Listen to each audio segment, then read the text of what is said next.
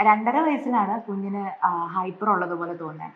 അവൾക്ക് ADHD ഉള്ളതുപോലെ തോന്നിയതും അവളുടെ പീഡിയാട്രീഷ്യൻ സജസ്റ്റ് ചെയ്തതും കുഞ്ഞിനെ എവിടെയെങ്കിലും ഒരു തെറാപ്പിക്ക് കൊണ്ടുപോകുന്നത് നല്ലതായിരിക്കുമെന്ന്. അപ്പോൾ നമ്മൾ തൊടുപുഴയിൽ മെയിനായിട്ട് നോക്കിയത് ആക്സസിബിൾ ആയിട്ടുള്ള റെപ്യൂട്ടഡ് ആയിട്ടുള്ള ഏതെങ്കിലും തെറാപ്പി സെൻറ്റർ ഉണ്ടോ എന്നാണ് നമ്മൾ തപ്പിയത്. ഒരുപാട് അന്വേഷിച്ചതിന് ശേഷം ആണ് നമ്മൾ ലൈഫ് കെയറിനെ കുറിച്ച് കേൾക്കുന്നത്. എൻ്റെ ഹസ്ബൻഡ് ഗൂഗിളിൽ നിന്ന് തന്നെ സെർച്ച് ചെയ്ത് എടുക്കുക ചെയ്തത്.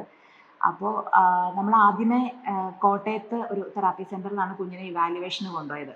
അപ്പം അന്ന് അവിടുന്ന് ഡോക്ടർ പറഞ്ഞ കാര്യങ്ങൾ കേട്ടപ്പോൾ, അവിടുത്തെ തെറാപ്പി സെൻറ്ററിലെ ഡോക്ടർ പറഞ്ഞ കാര്യങ്ങൾ കേട്ടപ്പോൾ ഞാനും ഹസ്ബൻഡും വിചാരിച്ചു കുഞ്ഞിന് എന്തോ വലിയ അസുഖമാണ്, അതൊരിക്കലും ക്യൂർ ആകാൻ പോകുന്നില്ല, ലൈഫ് ലോങ് അവൾക്കൊരു ട്രീറ്റ്മെൻറ്റിലേക്ക് പോകേണ്ട വരും എന്നൊരു ഇംപ്രഷനായിരുന്നു നമുക്ക് ഫസ്റ്റ് കിട്ടിയത്. നമ്മളെ ഭയങ്കരമായിട്ട് പാനിക് ആക്കിയിട്ടുണ്ടായിരുന്നു.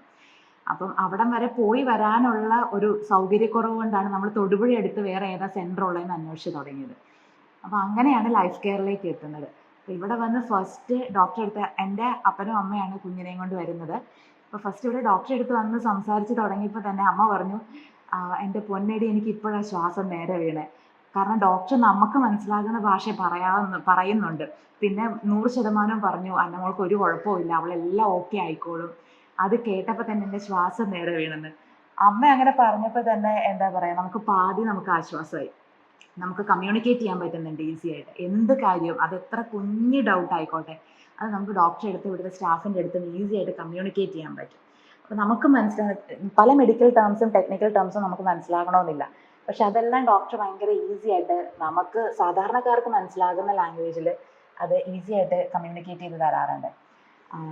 ഇവിടെ ഫസ്റ്റ് വരുമ്പം കുഞ്ഞിനെ കൺട്രോൾ ചെയ്യാൻ ഭയങ്കര പാടായിരുന്നു. അവൾ കമാൻഡ്സ് ഫോളോ ചെയ്യില്ല, സോഷ്യലൈസിങ് ഭയങ്കര കുറവായിരുന്നു. പിന്നെ ഒത്തിരി ഒച്ചയിൽ കൂവിക്കൊണ്ട് നടക്കുക.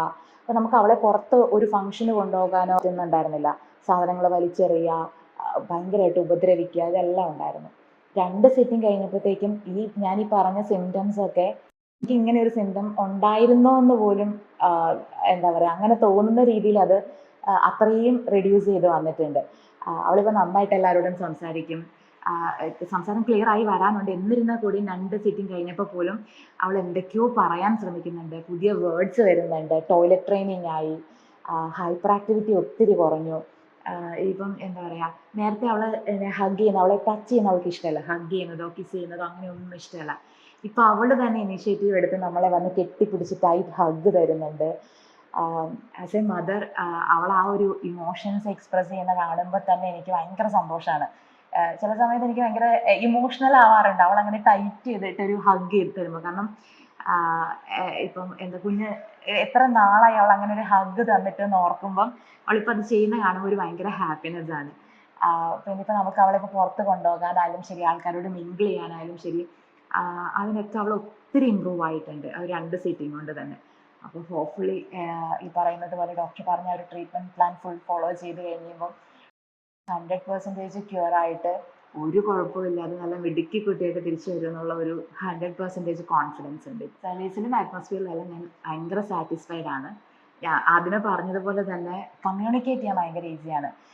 കുഞ്ഞുങ്ങളാകുമ്പം നമ്മൾ അവരുടെ കാര്യത്തിൽ ഭയങ്കര ടെൻസ്ഡ് ആയിരിക്കും, എന്താണ് എങ്ങനെയാണെന്നുള്ളത്. അപ്പം ചിലപ്പോൾ ചോദിച്ച കാര്യം തന്നെയും പിന്നെ ഒരു 3-4 പ്രാവശ്യം ചോദിച്ചെന്ന് വരും. നമ്മുടെ ആദി കൊണ്ടാണ് ചോദിക്കുന്നത്, കുഞ്ഞ് ശരിയാകില്ലേ, എന്താകും ഒരു ആദി കൊണ്ടാണ് നമ്മൾ ചോദിക്കുന്നത്. അപ്പോൾ 1 പ്രാവശ്യം 2 പ്രാവശ്യം ഒക്കെ കഴിഞ്ഞപ്പോഴത്തേക്കും ദേഷ്യം വരും സാധാരണ ആൾക്കാർക്ക്. പക്ഷെ ഇവിടെ ഡോക്ടർ ഭയങ്കര കാമായിട്ട് എല്ലാ കാര്യവും വീണ്ടും A to Z എക്സ്പ്ലെയിൻ ചെയ്തു തരും. ഇപ്പോൾ ഞങ്ങളുടെ കാര്യത്തിൽ ഇപ്പം ഞാൻ നാട്ടിലുള്ള സമയത്ത് ഡോക്ടർ എന്നോടൊന്ന് എക്സ്പ്ലെയിൻ ചെയ്യണം, അതപ്പോൾ ഞാൻ എൻ്റെ ഹസ്ബൻഡിനോട് പറയും. അപ്പോൾ അങ്ങേർക്ക് പകുതി കാര്യം പിടികിട്ടില്ല, അപ്പോൾ പിന്നെ അങ്ങേര് അവിടെ നിന്ന് വിളിക്കും. അപ്പോൾ ഈ ഡോക്ടർ പറഞ്ഞ കാര്യങ്ങളെല്ലാം വീണ്ടും അങ്ങേരോട് എക്സ്പ്ലെയിൻ ചെയ്യണം. എൻ്റെ അമ്മ അപ്പം വരുമ്പം അവരോട് എക്സ്പ്ലെയിൻ ചെയ്യണം. പക്ഷെ ഒരിക്കൽ പോലും ഡോക്ടർ അത്രയും എക്സ്പ്ലെയിൻ ചെയ്യുന്നതിന് ഒരു ഇറിറ്റേഷനോ അല്ലെങ്കിൽ ഒരു ബുദ്ധിമുട്ടുള്ളതായിട്ടോ കാണിച്ചിട്ടില്ല. അത് തന്നെ വലിയൊരു ബ്ലെസ്സിങ് ആണ്. വെച്ചാൽ നമുക്ക് എന്താണ് നമ്മുടെ സ്ട്രെസ്, അത് ഡോക്ടറെ അടുത്ത് ഈസി ആയിട്ട് കമ്മ്യൂണിക്കേറ്റ് ചെയ്യാൻ പറ്റുന്നുണ്ട്. സ്റ്റാഫ് ആയാലും എല്ലാവരും ഒരു ഫാമിലി ഫീലാണ്. കുഞ്ഞിവിടെ സേഫാണ്, സെക്യൂർ ആണ്, ഒരു കുഴപ്പമില്ല. കാരണം നമുക്ക് കുഞ്ഞിനെയൊക്കെ തെറാപ്പിക്ക് ഏൽപ്പിക്കുമ്പോൾ നമുക്ക് ഭയങ്കര ടെൻഷൻ ഉണ്ടാവും. ദൈവമേ അവൾ സേഫ് ആയിരിക്കുമോ, എങ്ങനെ ആയിരിക്കും, അവൾ വല്ല അലമ്പം ഉണ്ടാക്കുമോ, ആരെങ്കിലും ഉപദ്രവിക്കുമോ. പക്ഷേ ഇവിടെ അങ്ങനെയുള്ള ഒരു പേടിയില്ല. അവൾ സേഫാണ്, ഹാപ്പിയാണ്, എപ്പോഴും ചിരിച്ചുകൊണ്ടാണ് ഇറങ്ങി വരുന്നത് തെറാപ്പി എല്ലാം കഴിഞ്ഞിട്ട്. അതൊരു വലിയ ബ്ലെസ്സിങ് തന്നെയാണ്. കുഞ്ഞു എന്നാണ് വിളിക്കുന്നത്. അപ്പോൾ കുഞ്ഞുവിനെ കഴിഞ്ഞ ദിവസം പീഡിയാട്രീഷ്യൻ്റെ അടുത്ത് കൊണ്ടുപോയപ്പം പീഡിയാട്രീഷ്യൻ പറയായിരുന്നു, നേരത്തെ വന്ന അന്നയെ അല്ല, അന്നയ്ക്ക് ഒത്തിരി ഇമ്പ്രൂവ്മെൻ്റ് ഉണ്ട്.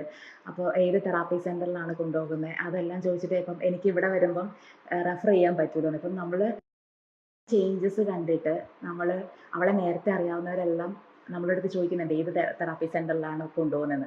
അപ്പോൾ നമുക്കൊരു 100% ഉറപ്പുണ്ട്. ഓക്കെ, ഇവിടെ നമ്മൾ റെഫർ ചെയ്ത് കഴിഞ്ഞ് കഴിഞ്ഞാൽ അത് കറക്റ്റ് ആയിരിക്കും, അത് കറക്റ്റായിട്ടുള്ള ഒരു റിസൾട്ട് ഉണ്ടാകുമെന്ന് 100% ഉറപ്പുള്ളത് കൊണ്ട് നമ്മൾ ഫാമിലി ഫ്രണ്ട്സിനായാലും ശരി, നമ്മുടെ വീട്ടിലുള്ളവർക്കായാലും ശരി, എല്ലാം റെഫർ ചെയ്യാറുണ്ട്.